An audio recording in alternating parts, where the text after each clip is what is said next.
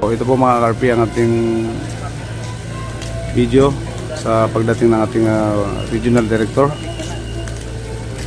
Ito po, nakahanda po tayo rito sa PPO.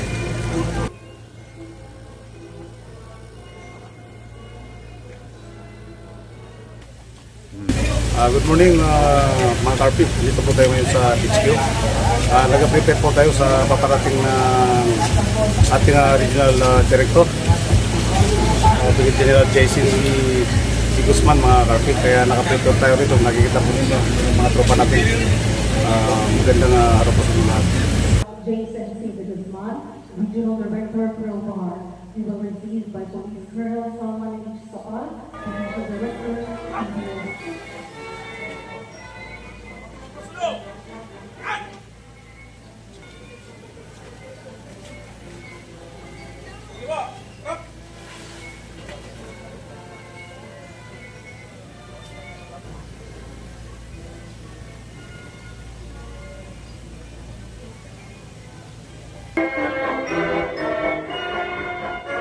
request our Regional Director to please sign the Resource Logbook.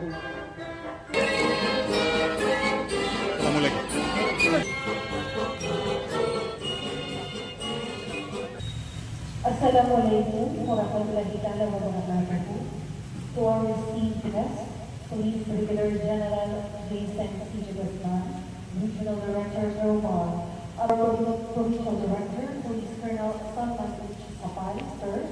To start our program, please rise for an invocation to the led by Police Deputy Master Sergeant Abdul Samad P. Pagayaw, Pespo, and PSPPO. Rabbana atina fid dunya hasanah wa fil akhirati hasanah wa qina adzabannar. Walhamdulillah. Colonel Salman H. Sokal, Provincial Director, will now convey the welcome remarks. Assalamualaikum warahmatullahi wabarakatuh. Waalaikumsalam warahmatullahi wabarakatuh.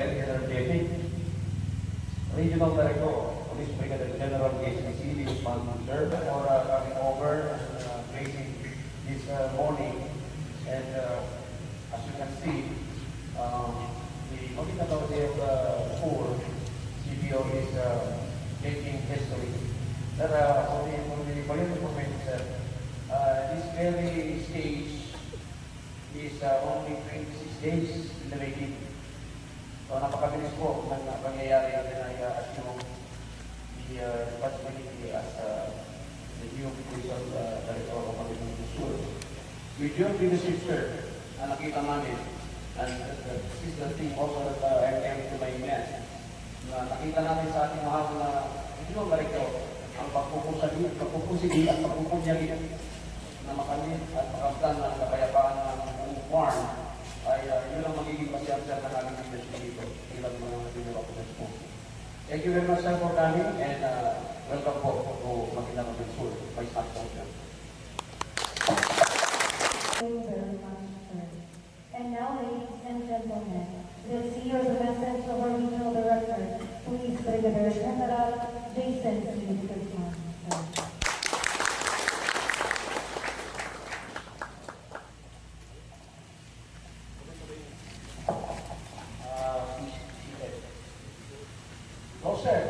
Sir lang kayo. Saan kayo malapit? Lapit na lapit. Lapit lang kayo. Saan kayo malapit?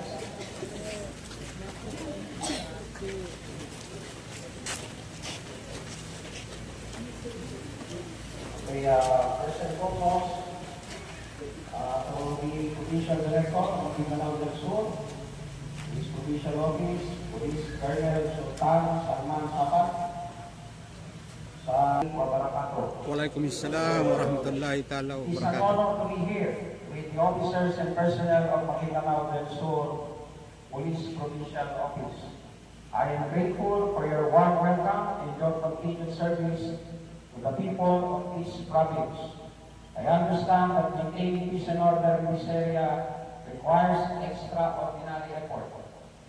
The nature of your work is demanding, yet your presence on the ground keeps our community safe and our government stable.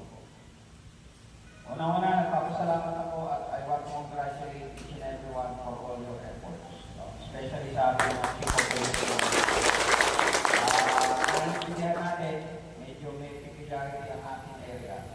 Pero gaya nga na lagi ko sinasabi, dapat lagi tayo nag-iisip na paano natin i-improve ang ating servisyo. Hindi po pwede yung servisyo nung nakaraan, ganun pa rin tayo. Dapat may pagbabago. Mag-contribute tayo. Kung kaya natin mag-patch up ng mga differences ng mga kasamahan natin, ng mga kababayan natin, kamag-anak ninyo, gawin natin. Naiintindihan ko yung iba sa inyo taga dito. Minsan may mga hesitation kayo. Pero tandaan nyo, pulis tayo. Lahat tayo nag-volunteer maging pulis. Yung pagiging pulis pa lang natin, extraordinary na yan. Ibig sabihin, willing kayong maglingkod, hindi lang para sa pamilya niyo, para sa mga kababayan niyo. So ipakita niyo yung pagiging pulis niyo. Gamitin niyo yung pagiging pulis niyo upang makatulong kayo sa ating kapwa, especially sa community natin. Okay? Gone are the days na yung iba walang ginagawa. Dapat kayo, lalo na yung mga bagong generation ngayon, no? Kami, ano ba generation ngayon? Generation Z na ba ngayon? Z. Oh. Kayo mga generation Z, dapat nakikita nyo, nagbabago. Tumulong tayo. Hindi po pwede wala tayong gagawin. Hindi po pwede kukulang tayo sa mga opisina natin. Bahala kayo dyan. Basta ako, sumusweldo ito, masaya na ako. Hindi pwede gano'n. Okay? Gawin natin yung role natin. Ayun dito sa PPO, gaya nga na lagi ko sinabi sa ibang probinsya na napuntahan ko, ang kliyente ninyo rito, yung mga kasamahan nyo rin, pulis natin. So, yung mga pulis natin na nasa field, huwag natin silang kabalahin. Huwag natin silang pahirapan. Yung mga bagay na pwede nyo gawin para sa kanila, kayo na gumawa. Okay? Huwag nyo silang hinganan. Pumunta ka rito, mag-submit ka rito, magdala ka dito. Huwag. Okay? Pagpalitin nyo man ang sarili ninyo, kayo yung nasa field, sila nandito, naka-aircon kayo, mahirap para sa kanila. Magbibiyahe kami, papunta lang dito sa inyo para mag-submit ng dokumento. Technology na tayo ngayon. Makikita nyo, pwede naman isend nyo lang yung soft copy. Picture nyo, isend nyo. Hindi yung, dali mo rito, isubmit mo. Huwag natin pahirapan.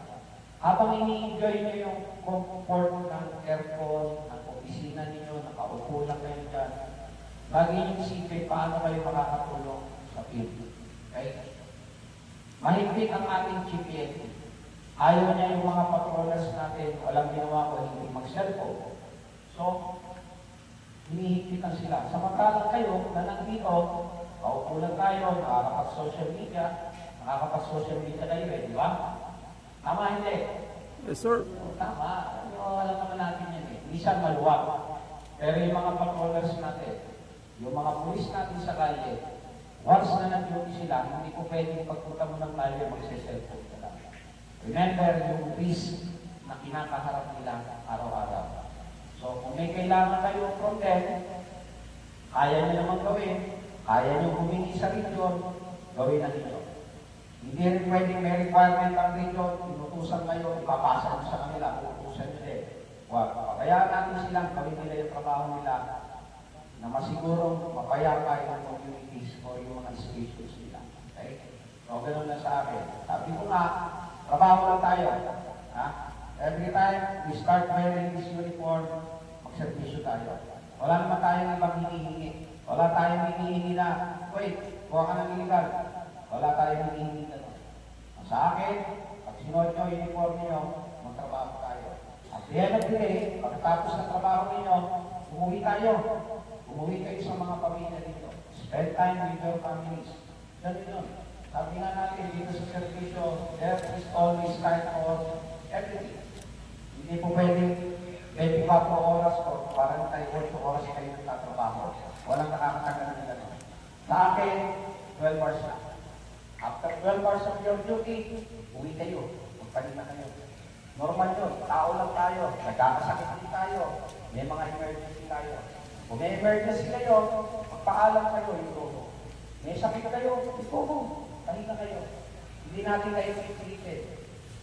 Kanina, yun yung topic ng pag-uusap namin, yung pagbabago. Sabi natin, nagbabago ngayon eh. Hindi po pwede, lumaki ako rito, yung next generation ko, ganun na rin ang palalakayan ninyo. Hindi. panuntunan natin sa buhay, may improvement natin. Hindi po pwedeng walang improvement. Hindi po pwedeng dito ako lumaki, yung anak ko, yung magiging apo ko, dito na rin kayo lumaki. Hindi pwede ganun. Hindi magbabago ang pamilya niyo. So dapat we keep on looking forward. Ganun tayo. Kaya kanina, sinabi nyo nga, pati sa servisyo, dapat nagbabago tayo. Okay? So, ang mandate ng ating CPFP, alam naman natin yun, yung 3 to 5 minutes police response. Sabi ko nga, magagawa lang ng kapulisan natin yan, ng ating mga station commanders, if nasa kalye ang police. Pagka nasa station ng police, or on call, malabo yung 3 to 5 minutes. Alam naman natin yun, di ba? Pag lagi lang kayo nasa station nyo, walang mangyayari. Sabi nga ng ating presidente, ang gusto ng ating presidente, ang pulis, hindi lang nakikita. Dapat nararamdaman. Dapat nararamdaman din tayo. Paano tayo mararamdaman? Pagka nakikita nilang mapayapa. Yan, mararamdaman. Alam din naman natin, pag mapayapa ang isang lugar, ang kasunod nun, development. Pagka nagkaroon ng development, nagkaroon ng maraming mga businesses dito, ang kasunod nun, magkakaroon ng mga trabaho yung mga kababayan. Hindi magkakaroon ng development ang community pag laging magulo. Walang investor na magtatayo ng kanilang negosyo. Lalo na malalaman nila na hinuhulog kami lagi, na pinapatay yung aming mga tauhan, wala. So, mangyayari, hindi tayo magiging maunlad. Okay? So, yun lang, sana again, hindi tayo ito bawat isa, gawin lang natin ang trabaho natin. Ako, ang gusto ko mangyari, lagi ko sinasabi sa mga provincial director, kung sobra-sobra ang tao dito sa PPO, punta kayo sa baba, lipat kayo sa station. Okay? Yung mga patrol men natin, women na nandito, mas maganda yung start your career sa field. Okay? Bakit? Pagka-graduate ninyo, nandito kayo, ano na lang ang ikukwento ninyo pagka nagkita-kita kayo ng mga kaklase? Habang sila nagpapatrolya, nakikipaglaban, nang aaresto, kayo, wala kayong maikukwento. So, sa akin, ayokong i-deprive kayo ng kayabangan. Okay? Kapag may yabang din tayo, lahat tayo, may kanya-kanya tayong kwento. So, yung mga patrolmen natin dito, bigyan natin sa kanila yung experience. Bayaan natin maranasan ninyo kung paano magpatrolya sa kanila. Para kayo mismo makaka-relate. Pag naging senior kayo, alam niyo kung ano yung nararamdaman ng baba. Kasi pag dito kayo lumaki, hindi niyo alam kung ano yung nangyayari sa baba. Hindi niyo alam kung paano kayo tutulog. Hindi niyo na-experience yung babae. So mas maganda, experience niyo. Pagka nagkakwentuhan kayo ng magkakaklase, may yabang din kayo. Diba? Wala kayong may kwento pag nandito lang kayo sa ulo. Okay? So, with that, again, papasalamat ako sa inyo sa mga effort na ginagawa ninyo. Tuloy-tuloy lang natin gawin ito. Yung mga PCR natin dito na inaakala nyo makakatulong para sa community, kayo na natin sa PPO, pag-aralan nyo. Yung mga senior PNCOs natin, officers natin dito sa PPO, dapat patuloy tayo nag-iisip ng paano kaya tayo makakatulong sa ibaba. Ano kaya ang mga programa ang pwede natin gawin para ma-improve sila, ma-improve din yung community. Ganon kayo rin sa PPO. Hindi kayo nandito sa PPO para pahirapan sila. Nandito kayo para mag-isip kung ano yung ikabubuti nila. Okay? So, with that, again, thank you so much sa inyong mga effort. Patuloy tayo tumulong sa ating mga kasamahan, sa community natin para maging ligtas ang bawat isa at maging mas lalong pumunlad itong maging ganang puso. Okay? So, maraming salamat at magandang umaga sa ating lahat.